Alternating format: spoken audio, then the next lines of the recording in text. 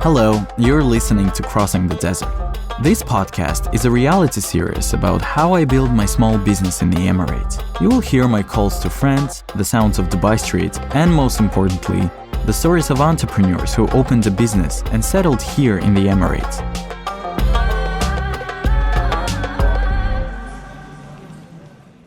I'm Isaac. I came to Dubai to put down my roots here. The stories of entrepreneurs who have already succeeded here will help me on my way. In each episode, I interview people from India, Egypt, Palestine, Caribbean islands, UK, and other countries. I don't know which ones yet because the story is just the beginning.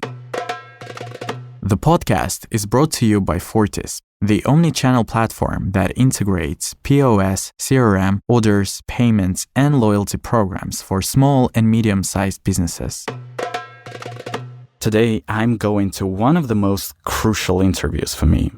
I'll speak with the founders of the Arabic language school. And since I myself am going to build an English language school, I'm going to use this conversation to find out all the business secrets. It was not easy to arrange the interview because when I first contacted Lidia, the founder of the school, it turned out that she had flown to Moscow for the summer, but of course, I didn't think of giving up, so I also flew to Moscow. And in the end, we met with her in a small recording studio on Arabiatee Street. Hi. Hello. Nice to see you. Thank you for doing it with us. Thank you for inviting me and nice to meet you in person. Yeah, likewise.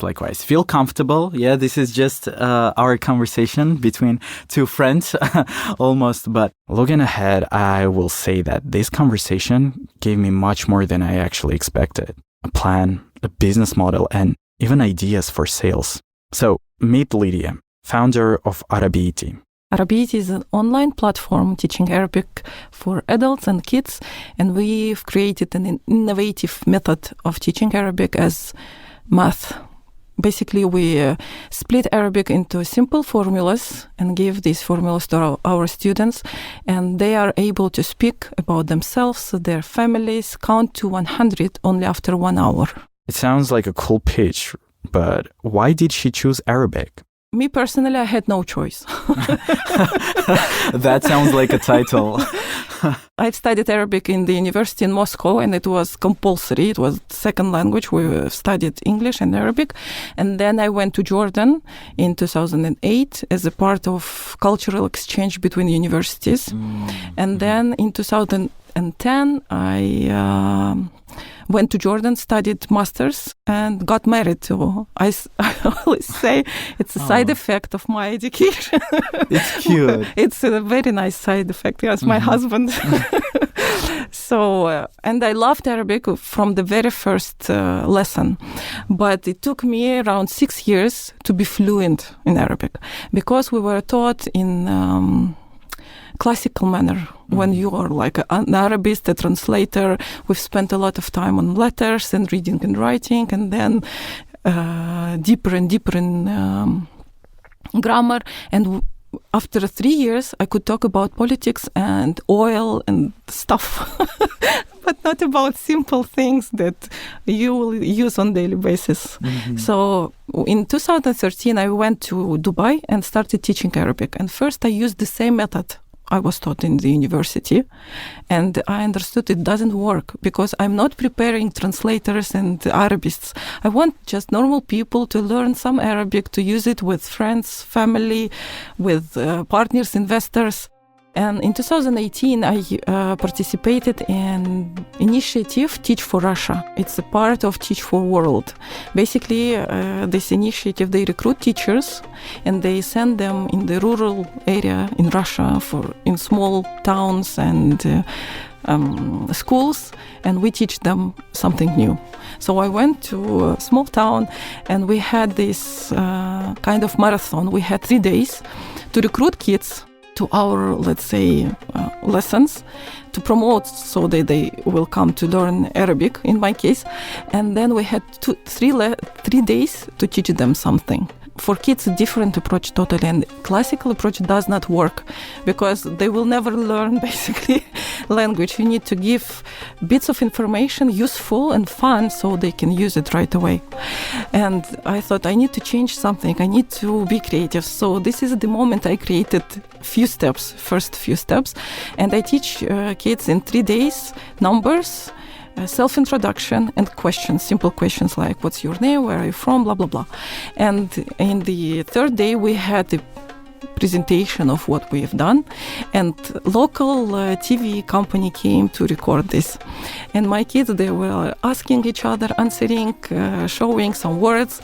And the reporter asked, for how many years have you been learning Arabic? And they're like, only 3 days. And everyone was shocked, and I was shocked, because if kids can learn so many things, adults for sure can learn even more. So I started to recreating the approach from that time. And I've created this method using these tools already existing in the language. This mathematical approach already exists. We just need to translate it into foreign mind, basically. And this is what we've done. In the beginning of the lesson, we give the formulas to the student so they will understand the logic behind phrases we give. For example, if I want to say I live in Dubai, in Arabic I will say أنا عايشة في دبي. And then I give other nouns, for example, my mom, my dad, my sister, my husband, and then they can change the first word in the sentence using not me, but my mom lives in Dubai. So they will change only one word, but the sentence will be correct. And they understand this logic. And by the end of the lesson, they can construct these sentences by themselves, saying information about themselves and their family. And then I came to Dubai and I started to do the CASDEF. I went to different institutes, online schools, being as a student, watching how they teach, and I understood what problems we have in teaching methods now. And I asked my students and other students what they really want, and everyone said we want systematic approach, that I understand what I'm doing, not only repeating, and I want something practical that I can use right away. So I've created my method steps, and then I've tried with students, received the feedback, upgraded it, and then in 2020 I published my book in one of the institutes in Dubai. Basically, I had a request from the institute. They wanted to have their own book for teaching Arabic, and it just suited me well, because I wanted to publish my method, and they asked me to do that. So all the expenses were on the institute's part. We say it's our first MVP. And from that time, we have more than 1,000 students already tried our approach. I felt proud, and also I gave training for existing teachers in this institute how to use this method. And I was so afraid that I will teach Arabs how to teach Arabic, and I was thinking, oh my God, they will say it's all not worthy, it's not wrong, it's not right, la la la la la. And no, they accepted it very well. They were excited and oh, it's so good, what can we do with this and that and da da da. And that gave me such a push that, oh my God, I'm not an imposter anymore. I can teach Arabs basically how to teach Arabic. And this is an issue, because Arabs, they don't believe that Arabic can be taught as any other language. Even, for example, in Dubai, in institutes and especially in schools, teachers do not believe that foreigners can speak Arabic as English or French or whatever. And it gives so many, such a strong frustration for teachers and for students. And in 2020, after I published this book, I decided I want to change it. I want to change this perception from teacher side and from student side. Wow. I mean, just wow. I simply could not believe that teachers at the university, which is, as I'm used to, is a very conservative institution, can be very open to new methods. Moreover, the one that is brought by the non-native woman. And this is not the first time in Arab history. The most famous teacher of Arabic, Sibawayhi, was not a native. Remember, I already told about him in the first episode, how he took his students to the bazaar to learn Arabic in its natural environment. remember? So he came up with his own practical teaching method and he became famous for it. There is another story about him. Once he debated with the grammarian Al-Qasai at the court of the Abbasid Caliph Harun al-Rashid. The issue at hand was the correct grammatical form of sentence involving a type of verb construction. Sibawayhi argued for the grammatically traditional and normative usage, while Al-Qasai, who was more attuned to the colloquial and dialectical variations, presented a different viewpoint. Then, Al-Qasai asked Bedouins, who were considered purer speakers of Arabic, to judge the correctness of the forms. They sided with Al-Qasai, which reportedly devastated Sibawayhi, leading him to leave Baghdad in despair. Some accounts suggest that Sibawayhi felt so dishonored by the outcome that he never returned to teaching or scholarly work, while others suggest that he continued his studies but with diminished public presence. Ibn Qutayba, the earliest extant source in his biographical entry under Sibawayhi, only wrote about him that he was mainly a grammarian. He arrived in Baghdad, fell out with the local grammarians, was humiliated, went back to some town in Persia, and died there while still a young man. Okay, maybe he lost this academic debate. He still remains one of the most famous teachers of Arabic. It's his name and not the name of his opponent that schools around the world are now named. And there is a scholarship named after him that supports those who want to learn Arabic. Because if the teaching methodic is simple and works, then it works. But let's go back to Lidia's story. Let me remind you, at this point, she already has a book and a course used at the university with a big success. But turning it into a business is a completely different task, and her husband helped her with this. So I am a dreamer, and I have That's a statement. so many business ideas all the time. My husband was listening and like, let's do this and that. And on every year of our life, it was a new idea. But the Arabic was mainstream. And in 2020, after I published the book, we see the good feedback. And then we moved to online because of the pandemic. I had so many lessons, I couldn't deal, like too many students. And I started to think that I want to have a school and to give these students to other teachers. My first teacher that I recruited was my husband, Marwan. And we had a lot of arguing, like he was saying that my method is not working and it's not good and blah, blah, blah. And I was saying, like, just try. And then he tried my method and he believed in it so much. So more now than you. Yeah, now he's a recruiter of teachers. He built the team, and then on the website we created the tab for teachers, fill in application, and we received a lot of inquiries for being a teacher. And we started the process of recruiting.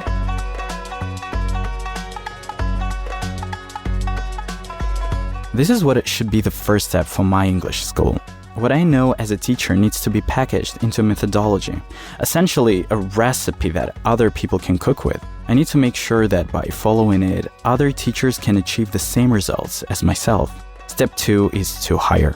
To hire, train, and review teachers. And since Lidia's husband, Marwan, is responsible for this part of the business, I asked him about it.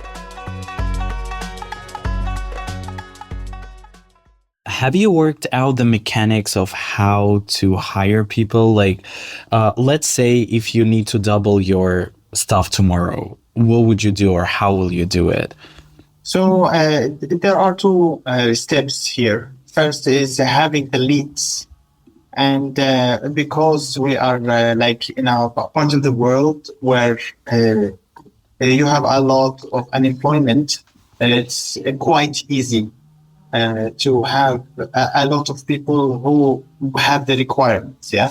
So the part that we engineered and made it very easy is what are the requirements for someone to become a part of Arabiatee as a teacher?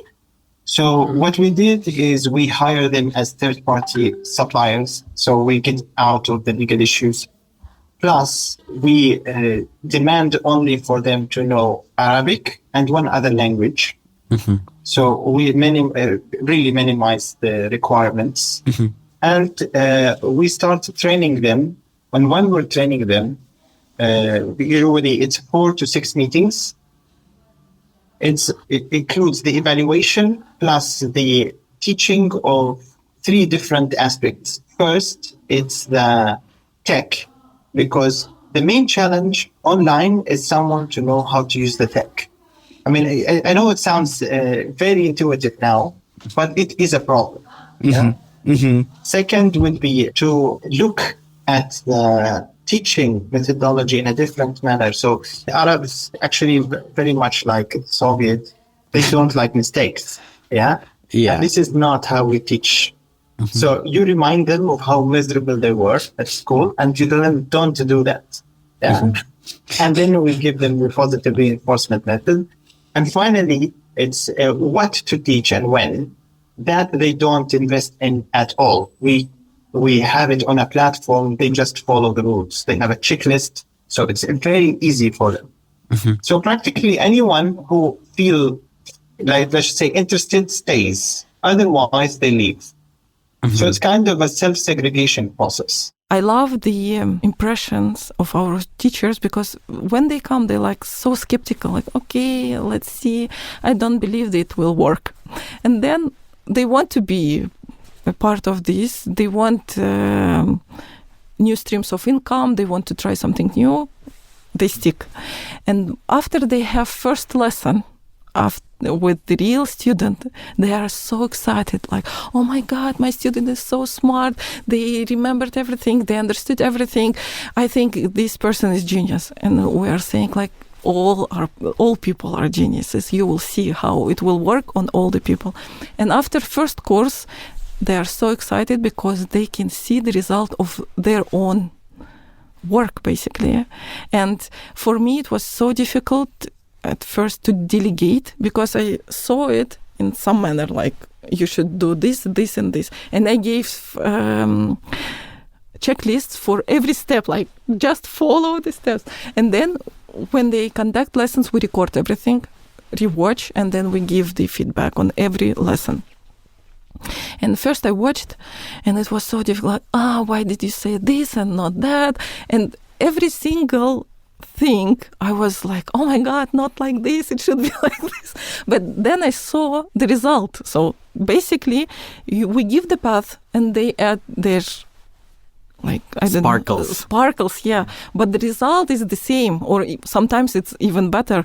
So it was difficult to delegate, but then I saw that it's just beautiful, because for every person there is a teacher. It's not me in particular, it's somebody else, because they have some features I don't have, but the method works the same. So it was, yeah. It's all about method. In this story, I was struck the most by the fact that although the talent and passion of the teacher are important, Lidia and Marwan do not rely on them.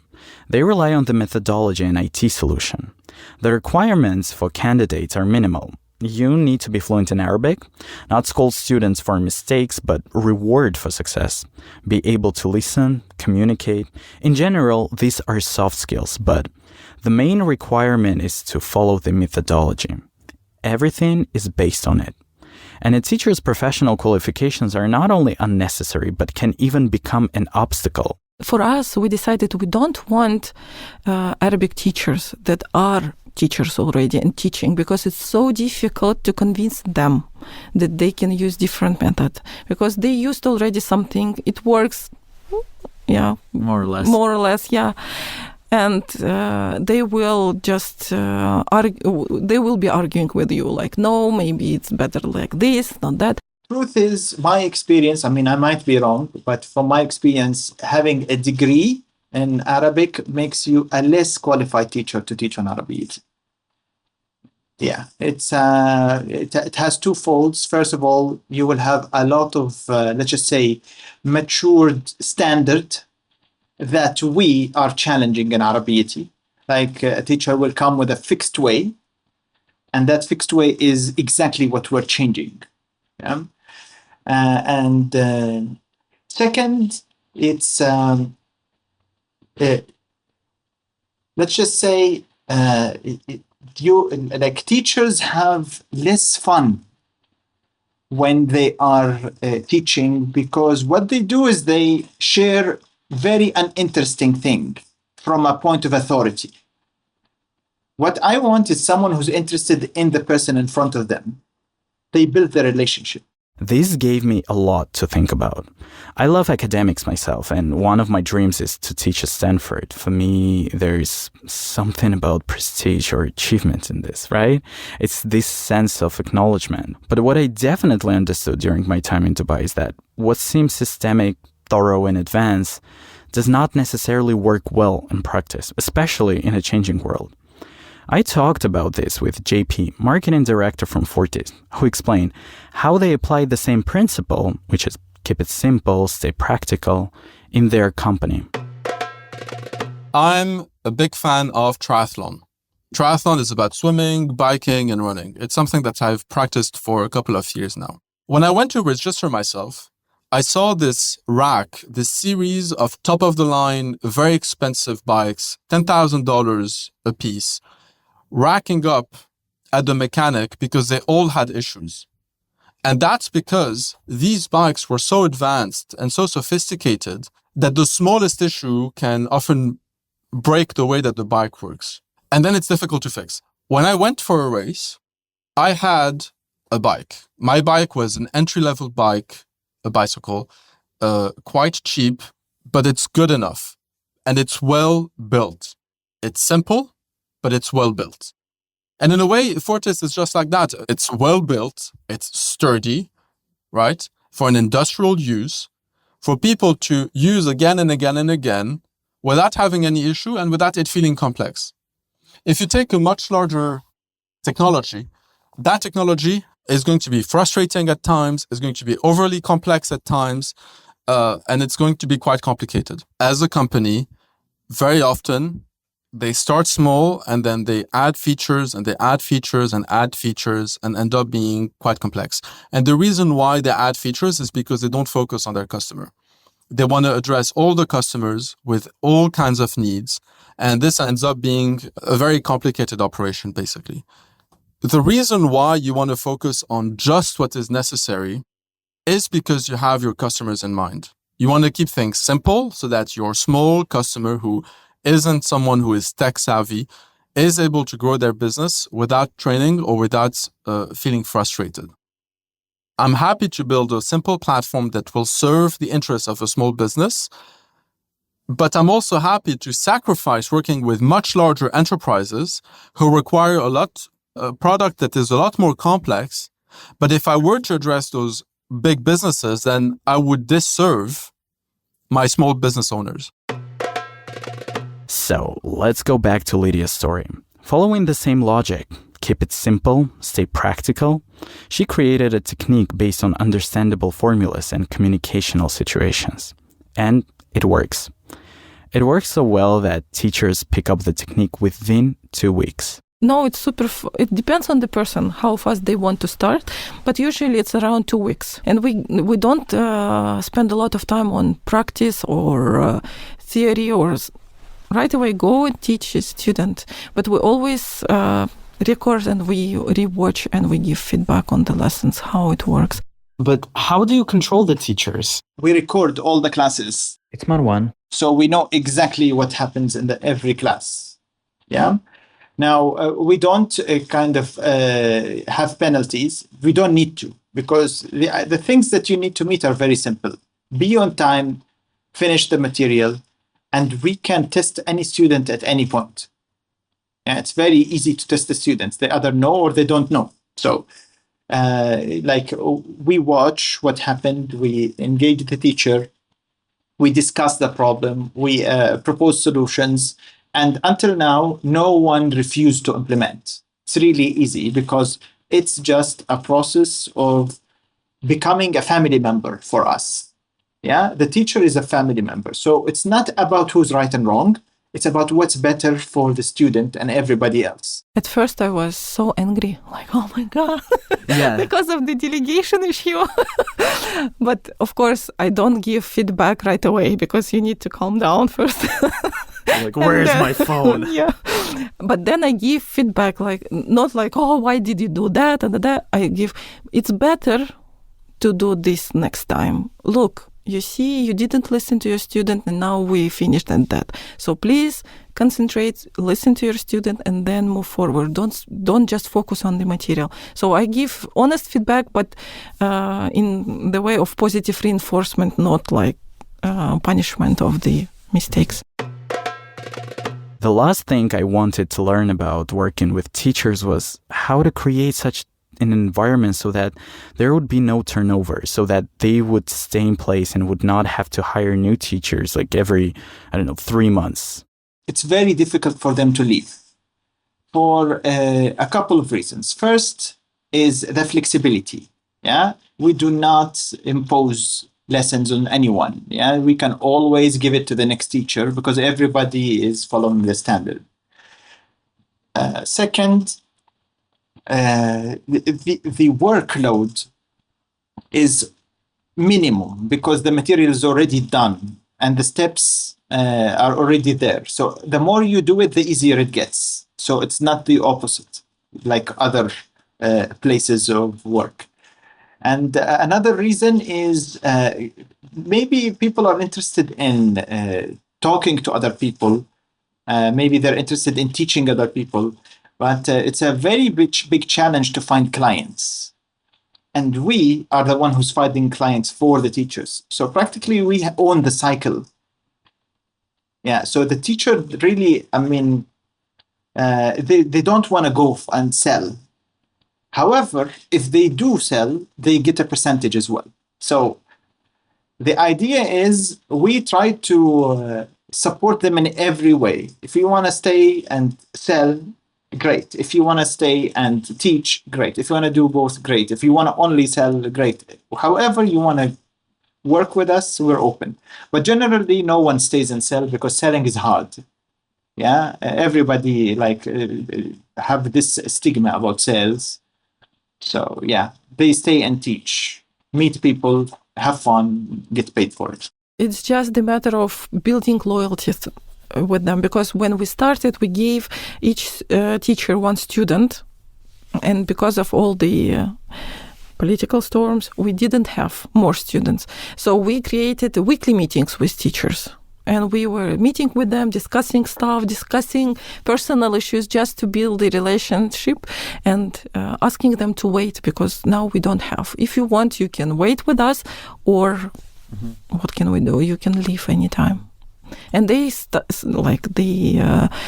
kept waiting with us, and then we recruited more and more and more students, and now they have full-time job. First it was part-time. Yeah, first is their salary depending on the class? We have only salary conducted, like how many lessons you conducted, you receive this money, and you can do whatever you want outside of this. But they have 4 or 5 lessons per day, so they don't need to do anything else. Soon, the crisis passed and she and her team found the creative methods on how to sell. So for now, our method was built on 2 things. So our previous students, because we have hundreds of previous students and their recommendations, yeah? So this is what drove the sales in the last 3 years. Lately, we started doing events. So we're visiting and spreading the words and awareness about the brand. And this created a lot of traction. So practically, these are the 2 funnels that we're building right now. We built, and you're reusing, yeah? We're building the events one. But one of them is previous relationships, and the other one is events. So it's we went to GITEX, the North Star, in October. And the idea is we are part of N5. N5 is an incubator, and they provided a really good booth and a good price and everything, and a good support system in general.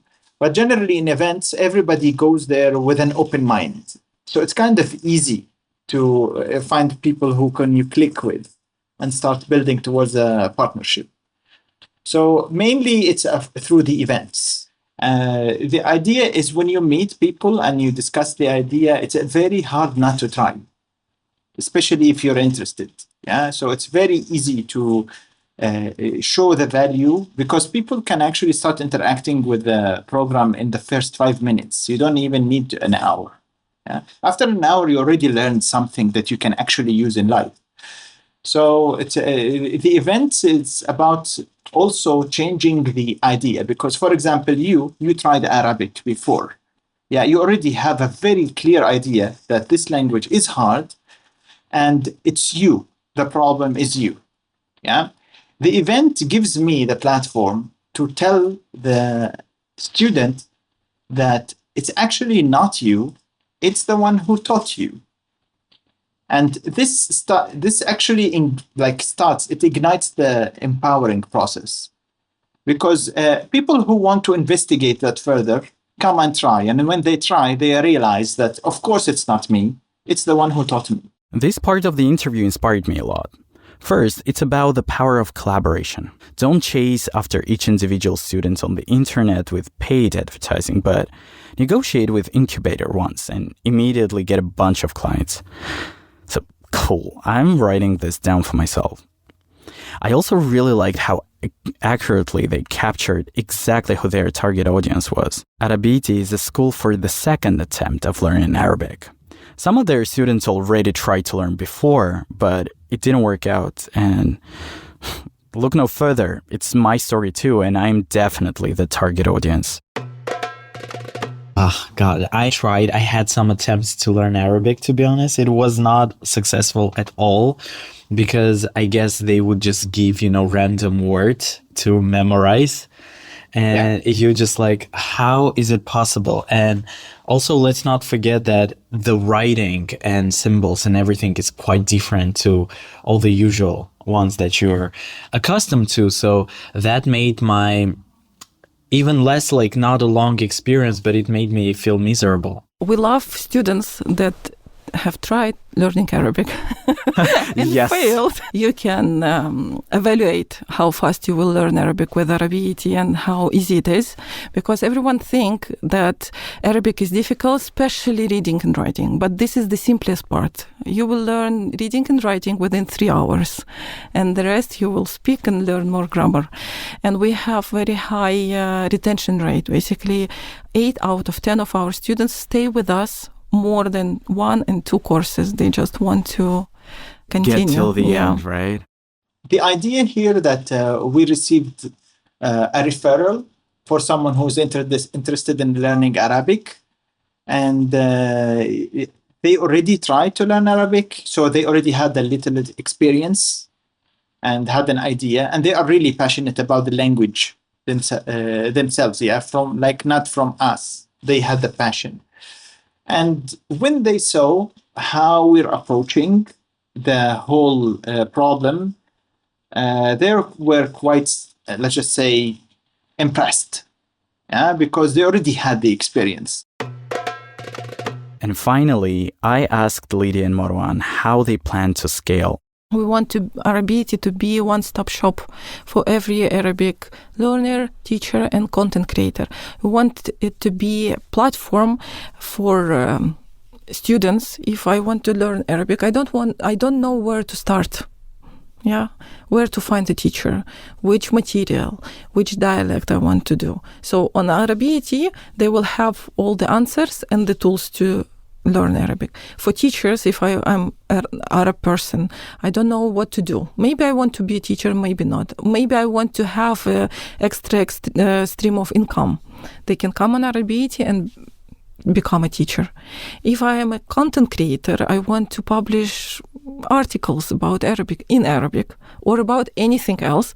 They can do it on Arabiatee as well. And then we will assign this material by levels. So any student can find the right material. Like extra activities. Yes. So this is in future plans. And we want to grow in teaching Arabic for teachers. We want to be, for now we've done it for free and we recruited them.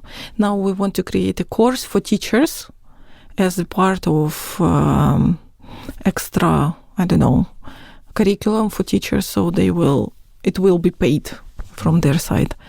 And also we want to create pre-recorded courses. So if you don't have time, you don't have money, for example, for one-to-one lessons or group lessons, you can still learn Arabic with pre-recorded courses. How would you say, what is your product market fit if you could describe it in a couple of words or maybe one sentence? For us, I would say our confidence stems from the fact that Lidia has been doing this for more than a decade. Me, I was like I saw this and I was supporting her for a long time. And she did the journey herself. So it's kind of a personal experience. That's how we know there is a product market fit. But in terms of the way you do the research, the numbers, that helped a lot because, for example, when you see that the whole world now is eyeing the Middle East, and the Middle East and the Gulf region is also preparing itself to receive sometimes 2x the population of a region in 10 years, you know that this is something that is very important. Yeah. Plus the fact that all the governments in the region, starting from the UAE, Saudi, and the big players, they are focusing on the identity of the region. So they want, for example, every document that you present in Saudi has to be in Arabic. Yeah. Same logic started happening in the UAE, starting from 1997, where you cannot have any legal document that is presented in any language other than Arabic. Yeah, so there is a very clear direction to nationalize all the interactions, let's just say at least the formal interactions, and also protect the culture. Because, like for example, if you go to UAE now, you can get away with not speaking Arabic at all. But Saudi is making sure not to have the same issue. So you cannot go away with not speaking Arabic. You will not be able to buy food. You will not be able to travel in taxis, be served in hotels, etc. I think, you are going for English language. You have a lot more work to do than we have to. Yeah, you have a lot of schools. I personally cannot recommend a good or bad school because I don't know. Yeah, Yet. But yeah, hopefully there will be a new very good school. Yeah. Yes, for sure. Yes, but yeah, for me, I don't know. Like, I don't understand English. To me, it's one of the most difficult languages to learn, and yeah, if there is a system to fix that, it would be great because it took me decades to learn English. This is what I'm fighting, like you guys fight with English language, with Arabic language, I fight with English language, and the stereotypes and all that stuff when it comes to English, because everybody has some trauma, behind. Yeah, I'm one of the traumatized people. Like everybody's a traumatized person, and that makes me so upset and sad. I'm like, no, that's English. It's very, very beautiful structure. So that's my aim, to show that as well. Perfect. Yeah, I would love to see that personally. Yeah, because I always think there is room for improvement. Of course. Yeah. Love it. Again, thank you so much. I was very, very happy to see you. Now, I basically know what to do. I need to turn my ability to teach into methodology, then formulate the main value of it. My competitors say things like, we'll teach you to speak in an hour, but would be my offer? Then I need to look for accelerators or other companies who can provide me with an audience. Onboard at least one teacher, give them a student for a lesson and see what comes of it. Sounds pretty simple, right? You're listening to Crossing the Desert, podcast by Fortis. Fortis helps seamlessly connect businesses and their customers and run the business. It assists in attracting and retaining customers, selling products and services, accepting payments both online and in-store, and managing finances and personnel. Join Fortis social media. Links are in the episode description. Listen to Crossing the Desert on Amazon Music, Apple Podcasts, Castbox, Spotify, and whenever you listen to podcasts. Add us to your favorites and leave your feedback. We'd love to hear from you. Give us 5 stars or a heart and leave us a comment. This will help other listeners find out about us and we'll be pleased. Production by Hatch Up Podcast Studio. Showrunners Alexandra Volkova and Yelena Volkova. Producer Daria Sanikova. Scriptwriter and editor Alexandra Volkova. History consultant Alona Podnibenna. Sound designer Mikhail Vasilyev. And I'm your host, Isaac Delonge.